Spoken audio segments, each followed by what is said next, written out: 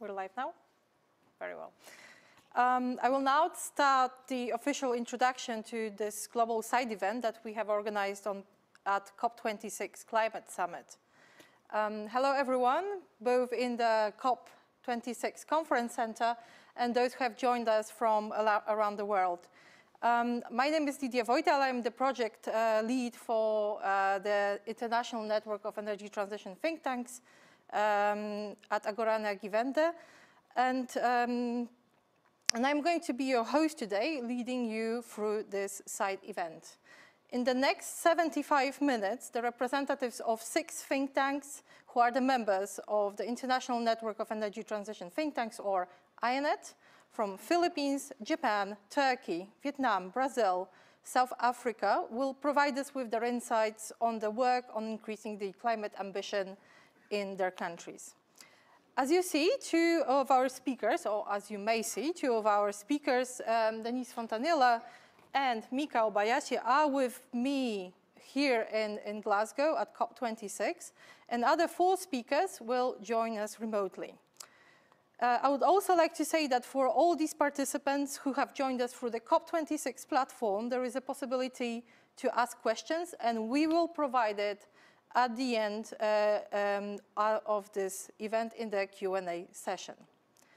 Today's agenda consists of 4 parts, and following my introduction to the work of the network itself, we'll look into the successful interventions of our partners in the domestic policy-making processes. After that, in the 3rd part, we will look into the future. So we will look into the challenges and opportunities for our think tank partners to engage in making the net zero targets a reality. Finally, at the end, as I mentioned, we'll be offering a choice, a chance to ask our speakers the questions you may have on their work and achievements. So I will now start with the formal introduction into the status and work of the International Network of the Energy Transition Think Tanks. First of all, in December 2020, an international group of energy transition think tanks who are working in major and emerging economies around the world came together to create this network. As think tanks, our role in policy processes is to prepare and help in staging the path for robust decision-making and policy implementations. INETTT members undertake to do the research and to prepare policy homework. This means that we are proactive in what we do, and we do not wait for policymakers or industry decision makers to tell us what needs to be done. We actually foresee the future challenges, and we try to help in making the respectable policies ready for when they are needed. For us, these announcements here at COP26 for 2030 and mid-century means that we will have more work, and we are more than happy to do this work, because we think that only when we have sufficient knowledge and analysis can we actually be reliable in reaching the targets needed under the Paris Agreement. Now, contrary to what we may think when we look at climate summits such as this one, there are still relatively few think tanks dealing with energy transition, especially when you compare it to other think tanks dealing, for example, with international relations. This is why one of the key activities of the network is to provide capacity building for the work of the generation of experts, next generation of experts, and decision makers. In this collaboration as an INETTT, we are able to support nationally based, locally specific work and work on the synergy, strategies, and tools, including a data platform combining data sets from the global and local levels. And we learn from each other's successes. And adding to that, we also learn from failures. The main point is that we move forward the policies towards net zero. What we bring to, as you see, our activities are focused mainly in Europe, Asia, Africa, Southeast Asia, and the Americas. And what we bring to you today, together with this side event, is the first publication of the network. It is called the Net Zero Energy Transition Policy Cases from the International Network of Energy Transition Think Tanks. 13 members of the network joined in this publication.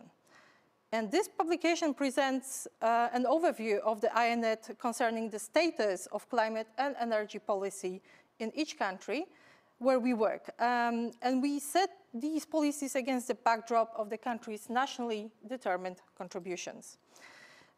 Alongside this tracking status, we also do review and assessment of these targets. We look at the future policies for the near-term solutions, the ones that need to be updated with the next NDC cycle, as well as the mid-century targets, which are also in focus at this summit. We also, in this publication, we summarize some of the key contributing work that we do as think tanks in our respective countries and how we have moved the needle. So how have we helped to move forward with energy transition policies in our country. And that includes, for example, debates, but also financial frameworks, depending on the specialty of our members. So in some cases, depending on the INETTT's members' local strategy, this work focuses on renewable power. In others, it comprises, for example, large energy demand sectors and the socio-economic issues of just transition. One of the most significant takeaways from these assessments and this publication is that despite the common challenge and even despite the convergence of technology and the strategies based on deploying renewables, phasing out fossil fuels, and directly and indirectly electrifying energy end users, there are many differences in political and social factors between countries. And these factors shape energy priorities and policy opportunities. This publication is currently available on Agora Energiewende's website, and you will have all the possibility to make sure that you know what we do around the world. Skipping now to the first panel, and I would like to finish the presentation here. For today's event, we chose a few examples of the work we have done as the network, and we have chosen a few partners to tell us about their work and their experiences. In the first part, we'll focus on the past successful interventions and in the domestic policymaking. And we will first hear from Denise Fontanilla, who's here with us in the studio. She works in the Institute for Climate and Sustainable Cities in Philippines, Manila. She has worked on climate, energy, and environmental campaigns for over a decade. She's been coordinating policy, advocacy, and communication initiatives with civil society groups in the Philippines, Asia, and globally.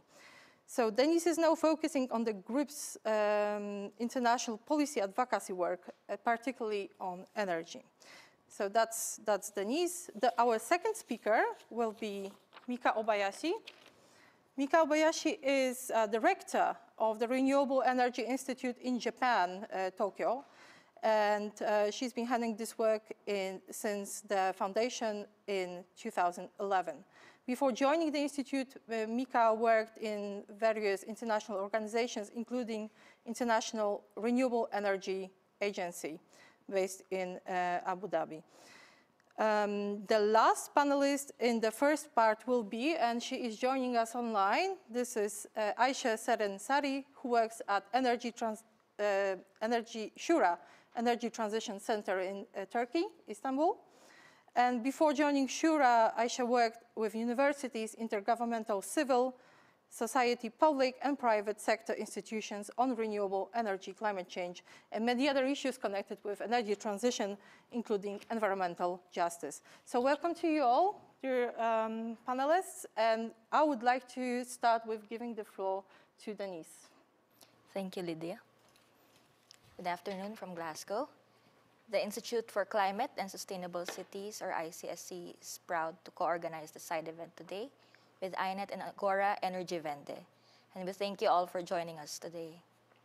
Based in Manila, ICSC is a climate and energy policy group advancing climate resilience and low-carbon development.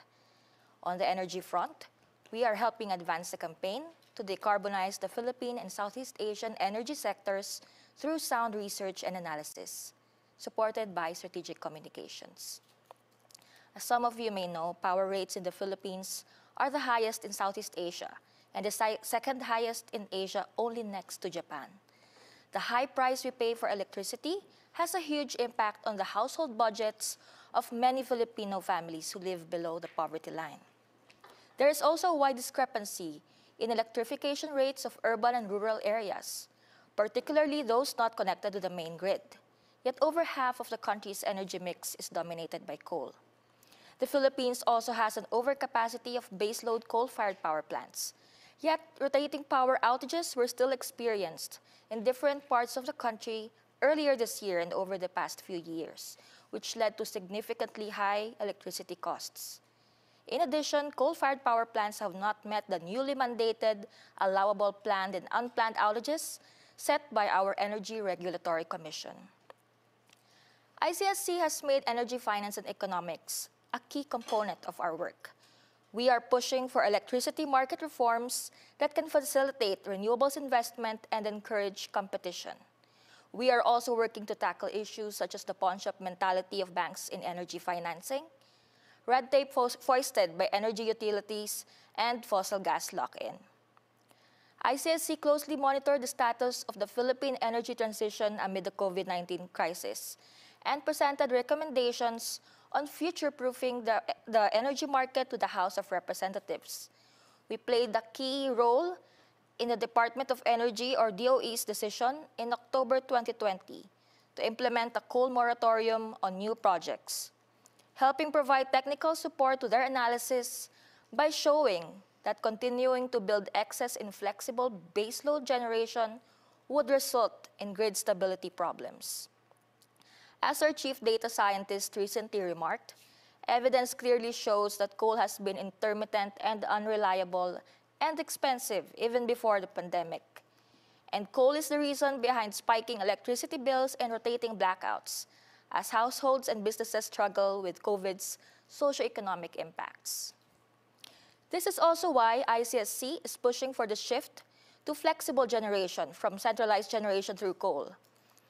The latter is expensive, unreliable, dependent on imported fuels, and will soon be stranded assets. We are likewise proud to have the Energy Department support our work on renewable energy-powered small island grids, given our country's archipelagic nature. And that work is now with the Finance Department. So the narrative now is that coal is unreliable, intermittent, and expensive, while RE, or renewable energy, is increasingly becoming more cost-effective and reliable.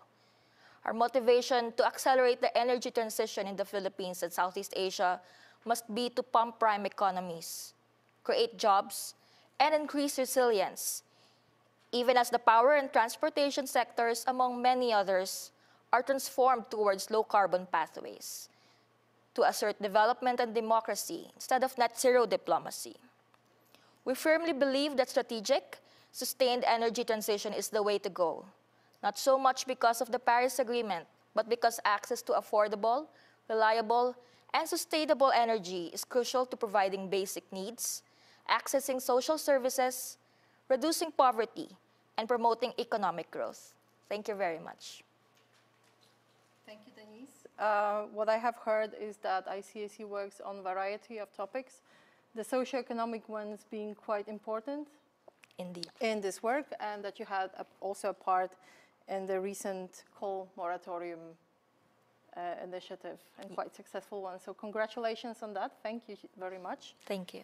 And now I turn to our second speaker, who is Mika Obayashi from Renewable Energy Institute in Japan. Mika, could you tell us how REI is or has been working to make the enhanced ambition under the Paris Agreement? Okay. Thank you very much, Lydia. And hello from Glasgow. My name is Mika Obayashi. I'm a director at Renewable Energy Institute based in Japan. It's my really pleasure to present our activities and would like to thank Agora Energiewende to organize this very important side event. Renewable Energy Institute is focusing on renewable energy studies to aim to create the renewable energy-based society, realize energy transition to reach non-carbon society.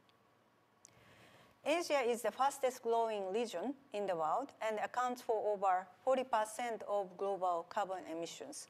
It is a major contributor to the climate crisis, but also has vulnerable countries that will be heavily affected by the crisis. And Japan is the fifth global emitter, the second in the developed countries. We need to untap the vast renewable energy potential in Asia, including Japan, for realizing energy transition in the region. The most necessary factor in expanding renewables in Japan is to reduce the cost of domestic renewables and to introduce in large scale. To do this, we should eliminate the various artificial barriers and create a market that prioritizes renewables. In terms of technology, this will involve digitizing markets and grids to ensure rational power trading and flexibility, and introducing transmission technologies such as HVDC that are not yet used in Japan. Batteries will play a major role in the medium term and green hydrogen in the longer term. What is important, however, is not only technological initiatives, but also policy innovation. For example, carbon tax, effective emission controls, are required on coal-fired power, which is currently the cheapest power source in Japan. Meanwhile, the government recently adopted the 6th Basic Energy Plan assumes that Japan will continue to use 3 types of energies: renewables, nuclear power, and fossil fuels. With nuclear, coal, and gas, each expected to account for almost 20% of electricity generation even in 2030.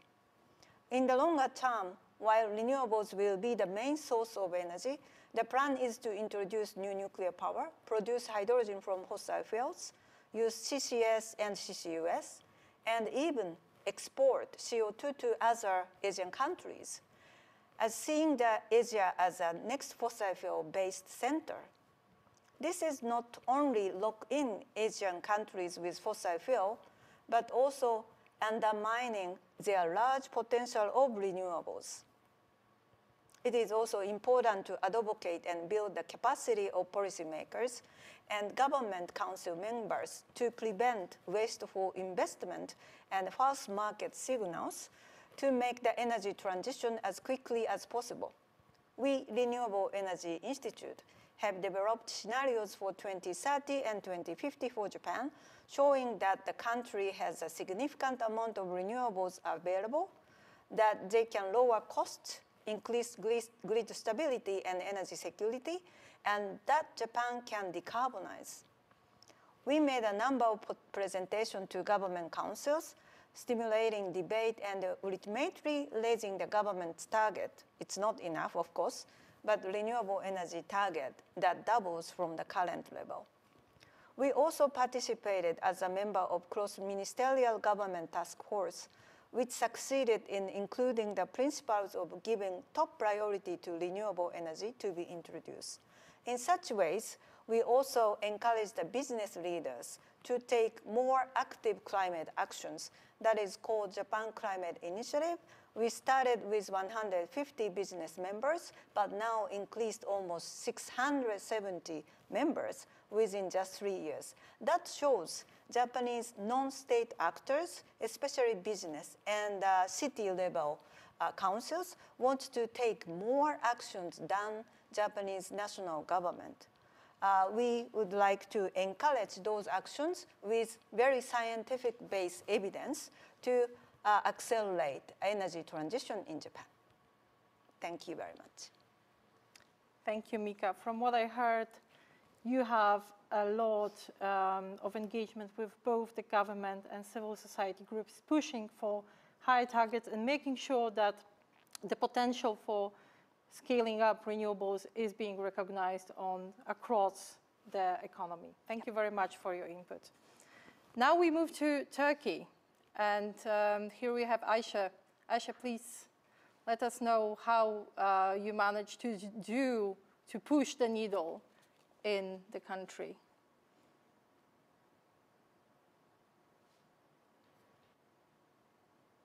I'm afraid we can't hear you.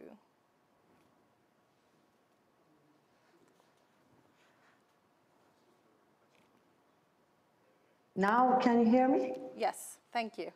Okay, thank you very much, Lydia. Dear participants, dear observers, dear organizers, I'm really honored to meet you here. I would like to especially thank INETTT and Lydia for the invitation to this special event, and thank you all for joining us today. As Lydia mentioned, I'm Ayşe. I work as an energy analyst at SHURA Energy Transition Center in Turkey, Istanbul. SHURA is also part of the INETTT network. And today, on behalf of SHURA, I would like to deliver a short speech on how our work moves the needle at Turkey's energy transition policy work. So just a little bit information about SHURA. SHURA Energy Transition Center was founded in 2017.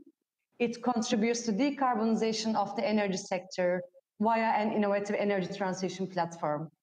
It caters to the need for sustainable and broadly recognized platform for discussions on policy, technological and economic aspects of the Turkey's energy sector. SHURA's mission is to support the debate on transition to a low-carbon Turkey's energy system through energy efficiency and renewable energy by fact-based analysis and best available data. Taking into account all relevant perspectives by a multitude of stakeholders, the center contributes to an enhanced understanding of the economic potential, technical feasibility, and relevant policy tools for its transition. So we think that the successful implementation for the energy transition necessitates building strong and genuine engagement of all the stakeholders to meet the expectations and needs of all the parties. Enabling a sustainable dialogue across all sectors of the energy system, power, heating, cooling, and transport, to support the debate on energy transition is the cornerstone of SHURA's approach. Prioritizing the stakeholder engagement, SHURA offers an innovative energy transition platform for this.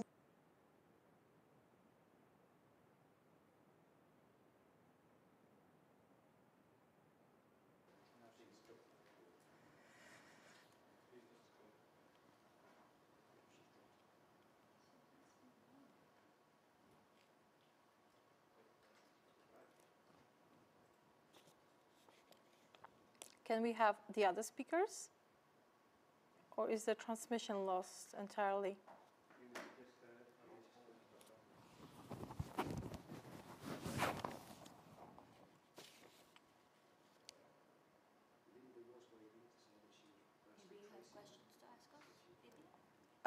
Are we still online? Oh, Ayşe, she's back. Very well.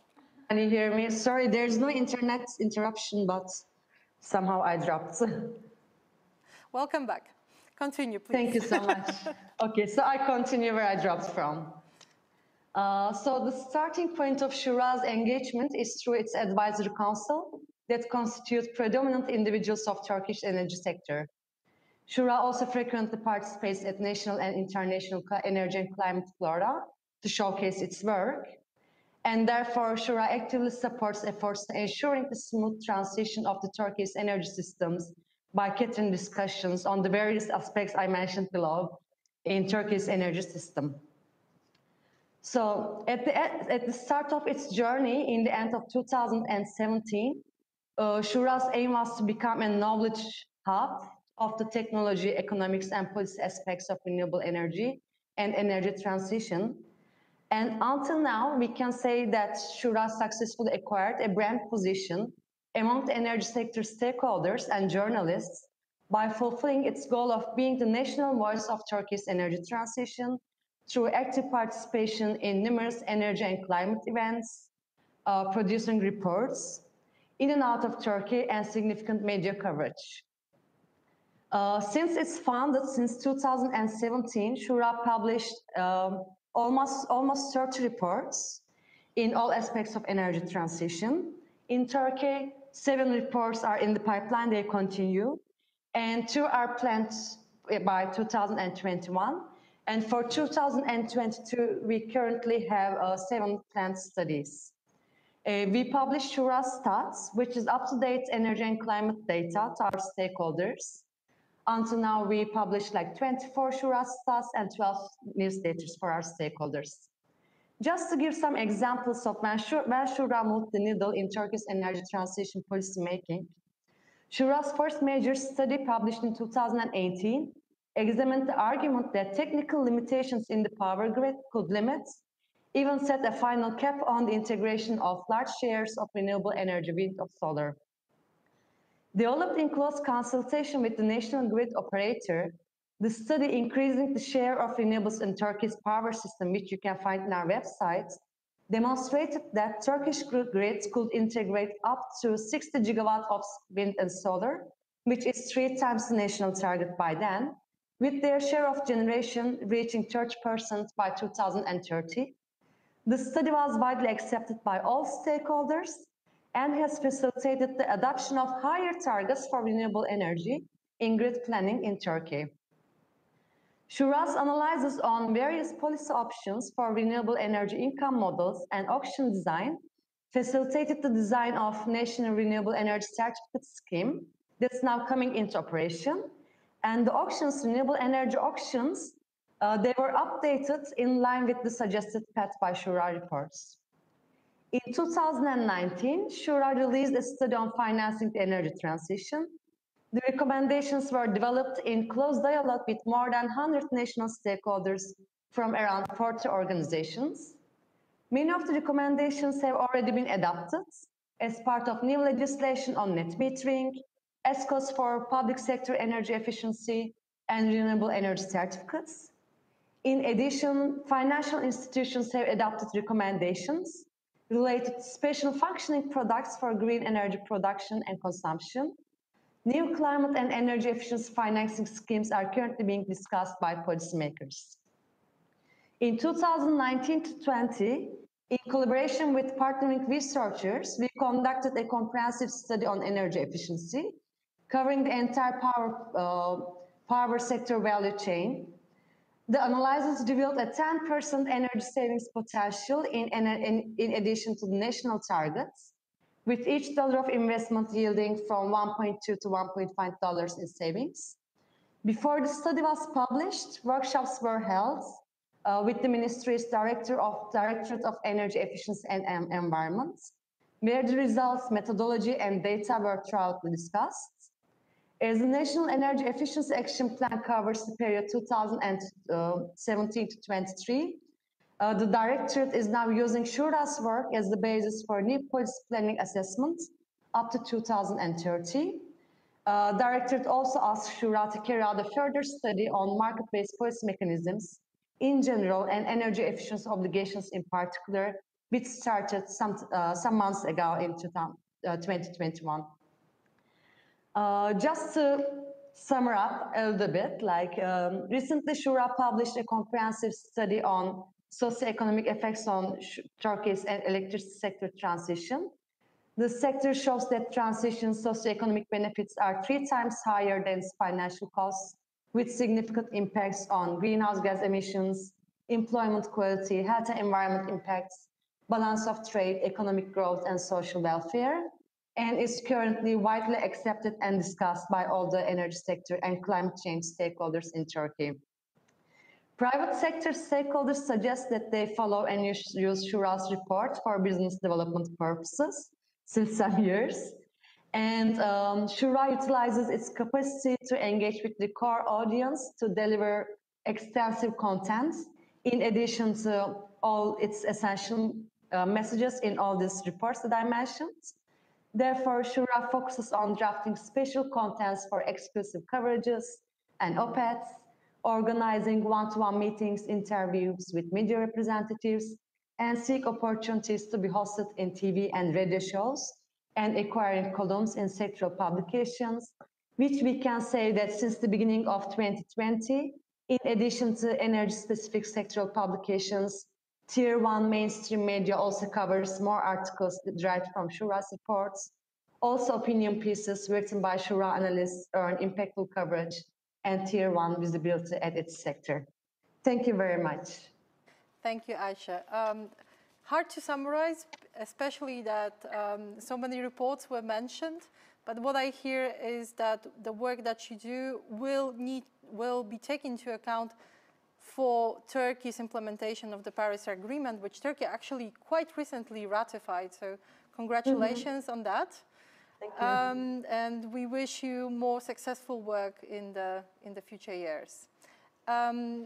Dear audience, we have just finished with that first panel where we looked at more of the past successful intervention, and now we will be going to panel number 2. We will be looking at the future challenges and the way in which our think tanks, first of all, analyze as challenges, and then how they intend to address those challenges. And for that, I have 3 more speakers also joining us online. First one is Nyen-Tito Ngotito, and Nyen is the Executive Director for the Vietnam Initiative for Energy Transition. That's with nice acronym Viet. Hello, Nyen. And Viet is the first think tank in Vietnam to specialize in energy transition policy and climate protection. She has more than 20 years of experience working as an independent consultant for energy projects funded by various international institutions. Nyen's professional activities focus on energy economics, modeling, and energy policy. She was involved in developing the potential maps of renewable energy for Vietnam and developing policies in this area. Then we will also hear from Emilio Matsumura, who is the CEO of IPLA's Energy Transition Institute. Previously, Emilio, could we have a look at Emilio, please? The technical section. Previously, he was the advisor to the CEO of the Energy Research Office with the main responsibility of the executive coordination of the 10-year plan of energy expansion and the 2050 National Energy Plan. Emilio's previous experiences, professional ones, include working as an economic consultant of the Economic Law Office of the Ministry of Justice, and for financial institutions as an assistant manager of international funds, and as a technical reviewer in academic publications. Lastly, we will give the floor to Tracy Ledger. And Tracy Ledger holds a PhD in social anthropology and is currently the head of Energy and Society program at the Public Affairs Research Institute in South Africa, Johannesburg. She has extensive research experience in the field of public sector reform, local government in South Africa, and poverty. The work of the Energy and Society program focuses on investigating the linkages between electricity distribution models and household poverty. So with that, I would like to give the floor of the first floor of the second part to Nyen. Nyen, please tell us what are the challenges for the future of Vietnam's energy transition processes. Yeah, big thanks for inviting me to this talk, and it's great pleasure to be here today. So my talk will consist of 2 parts. The first focus on the critical challenge of starting and implementing the domestic ambitious energy transition plan, and the second is about how the think tank like our organization are working to contribute to addressing this challenge. Starting to the context of Vietnam, the first and most important target for the energy sector development in the next decade, as set by the government, is to ensure energy security for the socio-economic development. And Vietnam has ambitious goal to become the high-income country by 2045, meaning that the government needs to maintain and even boost the economic progress. This implies soaring energy and power demand in the future. So the socio-economic development pathway is also set to go hand in hand with environment and climate protection. Vietnam update NDC submitted by July 2020 commit 9% emission reduction compared to the projection with the domestic resource and 27% with the international support. According to the NDC projection, the power sector would be largest emitted, accounting about half of the country's total emission by 2030, and therefore is one of the most focused sector for the mitigation efforts. Vietnam's government power sector have gained substantial momentum in transition toward cleaner production over the past 3 years, with a dramatic increase of the renewable energy, especially solar power, making Vietnam a leading country in Southeast Asia in renewable energy development, with about 25% of the total installed capacity of the power sector, power systems. And despite such impressive progress, there are challenges which the sector has to overcome to accelerate the energy transition process sustainably and reliably. These challenges include variable renewable energy integration, reducing the use of the coal, and increasing energy efficiency. To further decarbonize Vietnam power sector, the country needs to employ and deploy a wide range of the measures and solutions, such as increased power system flexibility to accommodate a high share of variable renewable energy, upgrade the infrastructures of the power sector, especially transmission grid, including the development of the regional grid, invest in equipment system and system to increase the safety and reliable supply, smart grid and demand side management solution. These options and measurement need to invest amounts of finance resource to implement, which is larger beyond the country's capacity to meet within the expected time frame by the international community for combating climate change. So how can Vietnam mobilize and best use of resources to drive energy transition forward? A crucial question to be answered by the contribution to all the stakeholders in which think tanks play substantial role. So let's move to the second part of my talk. How does the think tank such as WIS work to address the energy transition challenge? Our organization is an independent think tank with a mission to accelerate the energy transition of the Vietnam toward carbon neutral society and in a sustainable and reliable manner.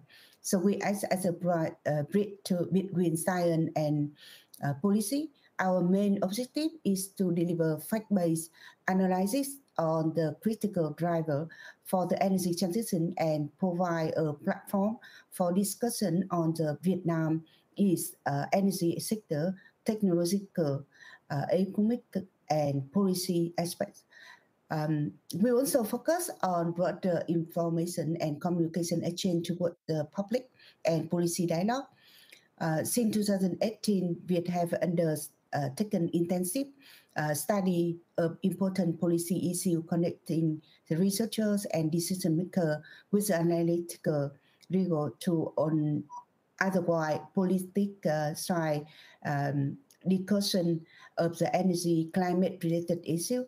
And our strength is based on the group of high qualified researchers from various fields, include in-house economics, integrated assessment, modeling expertise, as well as a network of national and international experts. So the policymaker, development partner, private sector, and other stakeholders have recognized output from this study, which is like wide range from of the topic like renewable energy development, grid integration, power markets to finance mechanism. For example, our offshore wind report series published in 2019 and 2020 have initiated and driver the debate on the offshore wind development in Vietnam, and Viet Insight on the energy transition, and Vietnam are also share with the global community to the presentation and panel discussion at many international events. In short, our opinion, think tank play a crucial role in the evidence-based policy making process and their part in being more and more recognized. So we strongly support the Vietnam Prime Minister statement that the country pledges toward net zero by 2050 with the international support, both in technical and financial, under the climate response during his speech at the COP26. So thank you for your time. Thank you, Nguyen. As you rightly stated, your opinion as the first Vietnamese energy transition think tank is being taken into consideration, especially with all the new pledges that will need to be implemented soon. So all the good luck with your work. And I would like to turn to our next speaker, who is Emilio Matsumura. Emilio, we would like to hear about Brazil's challenges and the role of E+ in addressing those in terms of energy transition. Hello, can you hear me? We can. Go ahead. Okay, thank you. Lydia, thank you very much for your introduction. I would like to thank INETTT for the invitation and you for the fantastic job to make this session happen. It's an honor to be a part of this panel alongside my fellow INETTT members. The E+ Energy Transition Institute is a Brazilian think tank that was founded in 2018, but only started operating in 2019. Our mission is to guide the agenda of energy transition in Brazil through the production of knowledge and the promotion of debates, considering geopolitical, scientific, technological, economic, social, and environmental aspects. I joined the E+ Energy Transition Institute last year, and my team now consists of 5 people. So while we are still a tiny team, we are committed to demonstrating how the energy transition may be a tremendous potential for Brazil's sustainable development. I believe it's critical to begin my response by providing some background information on Brazil's energy mix. Currently, the country's energy mix is well decarbonized, with renewables accounting for a 45% share. When it comes to the electricity mix, renewables account for an astonishing 83%. As a result, the power sector accounts for less than 1/7 of Brazil's total emissions. Energy production and use account for 32% of the country's emissions, with transportation accounting for half of those. So whereas many countries have concentrated on decreasing emissions from power generation, Brazil requires a completely different strategy, as noted in the showcase document just released. Well, looking ahead, Brazil's prospects for a low-carbon energy mix remain bright. The Energy Research Office, the Brazilian Energy Planning Agency, forecasts that the renewable share will reach 48% in the energy mix and 86% in the electricity mix by 2030.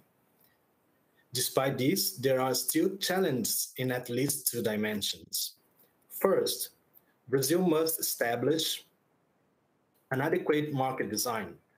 The country must implement significant reforms in the energy markets in order to prepare them for energy transition innovations. And I don't mean only technological innovations. Regulatory, policy, and business model innovations are also required. This is not as simple as it may appear at first because due to the relatively high share of renewables in our energy mix, there is a widespread belief that energy transition has already been completed in Brazil and that there is no need to take further action. This is a fundamental misunderstanding that has resulted in major political initiatives in the last 12 months that create more obstacles to the energy transition process in the country.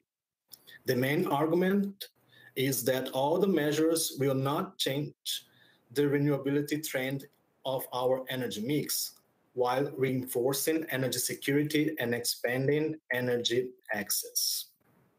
So, in last December, the Ministry of Mines and Energy created a task force to study the modernization of coal power plants that are set to be decommissioned by 2027. As a result, the service lives of these plants may now be prolonged for 20 years. In May 2021, the National Congress mandated the procurement of 8,000 megawatts of natural gas power plants to promote regional development and access to affordable energy, particularly in areas lacking natural gas infrastructure. This leads to the second point of our concern. Energy access democratization is critical, and therefore energy transition in Brazil cannot be measured solely in terms of its decarbonization competitiveness. Rather, it is dependent on solutions that aid in the reduction of inequities in many several dimensions: regional, income, market opportunities, and so on. Well, given these two challenges, the E+ Energy Transition Institute's work will focus on, first, assisting in the development of more robust arguments in order to avoid setback measures. Second, raise awareness of the energy transition societal implications. But as a think tank in an emerging country, how are we going to work to achieve this outcome? Well, first things first, we must avoid the setback measures. And take note of the subtlety here.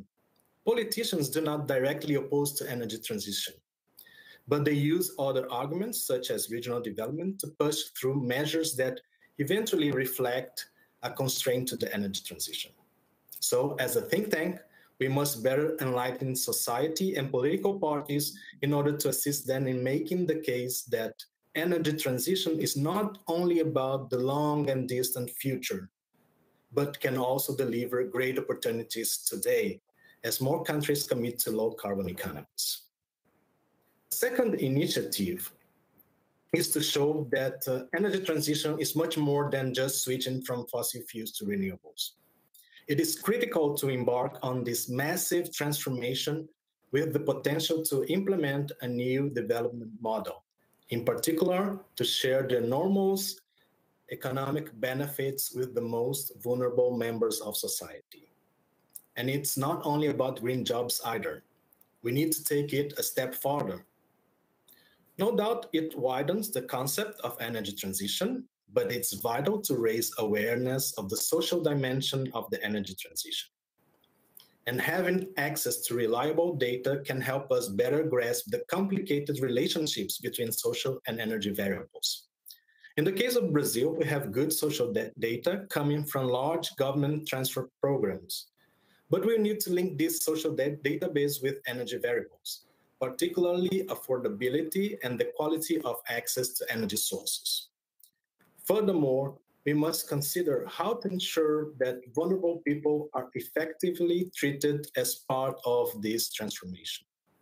As a think tank, we must, at the very least, include the social dimension in the problem. In the end, energy transition is also about building a better world. Thank you very much. Thank you, Emilio. What I heard a lot was the social aspect of energy transition and the democratization of all these processes leading to a general development of the nation and the country. Thank you very much for these insights, and kind of touching further on the social aspect of the energy transition, I will now hand the floor to Tracy Ledger, who will tell us about South Africa's particular challenges in the next 3 decades or 4, depending on when the when energy transition becomes the net zero outcome. Thank you, Lydia. Good afternoon, everyone, and thank you to everyone who made this possible, especially INETTT and Lydia and everybody at the supported COP26. So the focus of our work is really on how we can contribute to a just transition in South Africa. Electricity generated by coal contributes 2/3 of greenhouse gas emissions. in South Africa. So the country has an ambitious plan to move away from coal as the primary means of electricity generation. And in fact, yesterday at COP, South Africa and a number of other countries have signed a multi-billion-dollar deal to fund that transition. But the current conceptualization of a just transition in South Africa is very much limited to mitigating the impact on employment and local economies because of the move away from coal. And this very limited understanding of what constitutes the transition problem has resulted in a limited range of just transition policy measures. And these essentially focus entirely on creating alternative sources of employment in traditional coal mining areas. So our goal is to widen the definition of what constitutes a just transition and to advocate for the policy and regulatory changes that are necessary to achieve that. The focus of our work is on electricity and its substitutes rather than other energy categories, given the importance of electricity as an energy category in low-income households. Specifically, we want to achieve an energy transition in South Africa that will significantly reduce poverty and inequality. At present, more than 50% of South African households live in poverty, and the country is one of the most unequal in the world. So the Global Commission on Ending Energy Poverty emphasizes the linkages between energy poverty and the critical role of energy distribution in contributing to or reducing energy poverty. However, electricity distribution in general and affordability for end users in particular is not included in current debates on a just transition in South Africa. At the heart of our approach is the idea that problem diagnosis is central to solution development. If a problem has been misdiagnosed or only partly diagnosed, then the resulting solution will be inadequate. In South Africa, there's little to no detailed analysis of the linkages between energy poverty and poverty, or the mechanisms that create and enforce energy outcomes that contribute to poverty. Our research is focused on detailed problem analysis based on a whole system approach. We want to demonstrate connections and causal linkages across the system that have not been visible to date. In particular, we're engaged in modeling the impact of the affordability of electricity on household welfare, most notably food security and nutritional status. South Africa has significantly higher household electrification rates at 85% than most other developing countries. But energy poverty levels are very high due to the general unaffordability of electricity. The poorest households are spending up to 15% of their monthly income for small, insufficient amounts of electricity and regularly divert expenditure from basic food items to pay for electricity. The relatively high electricity costs also result in households using a variety of other fuels as energy sources: coal, paraffin, firewood, and candles, even when they have an electricity connection. So we have the situation where millions of households have an electricity connection but still burn coal. Coal is particularly popular because it offers the dual benefit of cooking and heating. Household affordability of electricity is determined by the electricity distribution system, which is very complex and has competing goals. In particular, electricity sales to end users are the main source of revenue for local municipalities. So affordable access is key to reducing energy poverty and increasing opportunities for small-scale economic activity, as well as reducing household use of fossil fuels. Commonly used models of energy affordability in the global north, which use a 10% of household income as a benchmark for determining affordability, are inappropriate, we believe, in a context of high poverty and food insecurity. Instead, we've developed a food-first approach to energy affordability. And this food-first approach proposes that any expenditure on energy is unaffordable if households are sacrificing basic food expenditure as a result of incurring that expenditure. Our research shows that even small amounts of electricity are unaffordable for 50% of South African households on this method because they are sacrificing basic food expenditure to pay for it. And in this situation, accessing energy is exacerbating poverty rather than reducing it. The current structure of electricity distribution in South Africa offers no guarantee that lower generation costs associated with renewables will ever be passed on to low-income households. Therefore, there's no guarantee that an energy transition in South Africa will meaningfully reduce energy poverty. Our main task is to change that by working to incorporate energy poverty and affordability into the just transition agenda. Our goal is to make a strong empirical case for the inclusion of the goal of affordable universal access to electricity in both national development strategy and working definitions of a just transition. Under our Food First approach, the priority is to ensure that no household is required to sacrifice food expenditure in order to purchase basic electricity requirements. So how do we translate our research into impact? We've adopted a multi-pronged strategy. The first is to try and use innovative information dissemination tools so that our research can reach a much wider audience, notably poor communities. We've been experimenting with short research reports in different languages, as well as multi-language podcasts in low data formats so that they can be easily distributed via mobile phones. The second part is to work with civil society coalitions and build new civil society coalitions, including affected communities around the main goals of our programs. We've had some success with this in that our proposals in respect of affordable access were incorporated into the election manifestos of 3 political parties, including the ruling majority party for this week's local government elections. And the third part is to work with various parts of the state and national treasury, organized local government to develop solutions. Our experience is that a cooperative working relationship with the state, where this is possible, is often a much more useful tool than confrontation, although we do understand that sometimes that is necessary. Thank you very much. Thank you, Tracy. What I heard were basically, it was about energy affordability, energy poverty, and just transition. These are the 3 main themes, and the work that Pari is doing also is connected with innovative data collection strategy. So congratulations on your work. We have reached the end of the panel 2, and we still have some time. So if the participants logged through the COP26 platform do wish to ask any questions to our panelists, I would welcome them now. I understand that the technical team will notice any questions being posed, and you will be able to ask them yourselves.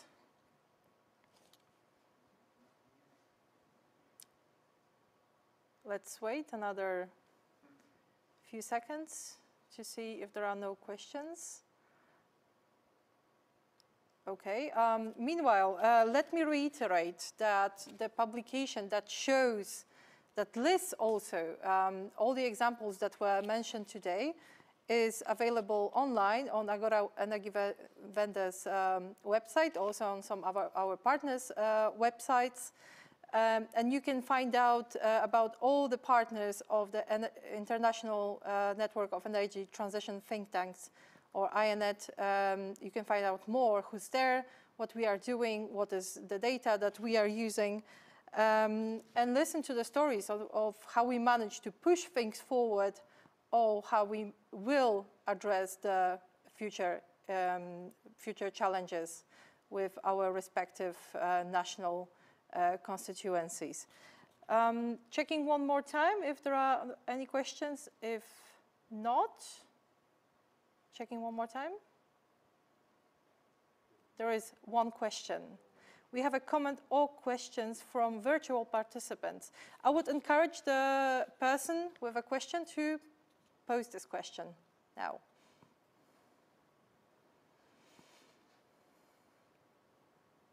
Please state who you are addressing the question to and what the question is. My name is Christina Hoyka. I'm a researcher from Canada. I study just renewable energy transitions. On the page where I found the event, I didn't find any links to the program, or in order to follow up. And I'm wondering if there's a way to provide that information so that I can follow up on the project and all of these cases. Thank you so much. I guess this would be a question to myself. INETTT itself doesn't have currently a website. What we do have, however, is the first publication that we wrote together, and it is available on the website of Agora Energy Vendor. This is the think tank that has the INETTT secretariat in which I work. If you want to follow up on that, on specific links, I am also available. Please look at the website. I'm happy to provide you with more information. Is there another question that we could take?